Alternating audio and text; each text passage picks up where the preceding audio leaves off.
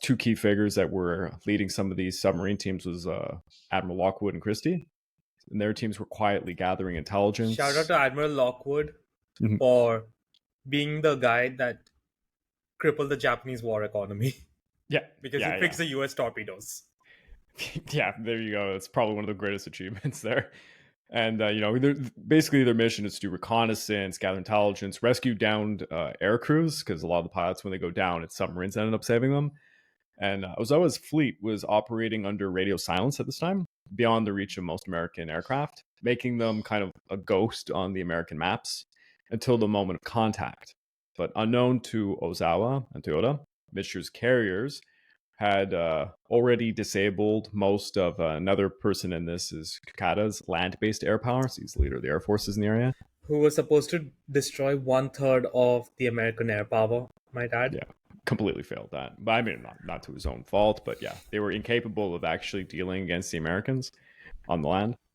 And this basically this significantly weakened the whole purpose of AGO, because AGO was relying heavily on the land-based air power to do crippling damage before the decisive battle. So But that they was failed. they unfortunately did radio in that they took out a good chunk of the United States Of course, aircraft, which yeah, of was course. typical, right?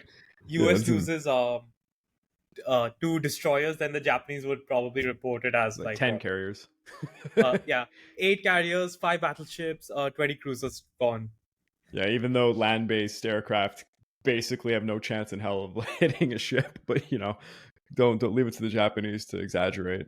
So, additionally, the Americans had actually acquired Plan Z back on April the 3rd, and they knew more or less what the Japanese were planning. So they had prepared for this critical carrier battle in advance. Although I will add that the Americans were always hesitant to challenge the Japanese in nighttime combat because the Japanese had proved themselves very formidable. But at this point in 1944, radar technology had surpassed the technology the Japanese were using. Actually, the Japanese were now trying to rely on radar, but they had far inferior radar technology than the Americans. So if the Americans engaged them in a night engagement, I think it would have been devastating for the Japanese. Needless to say. And you had commanders who now knew how to use it.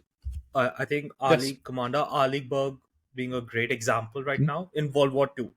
Yep.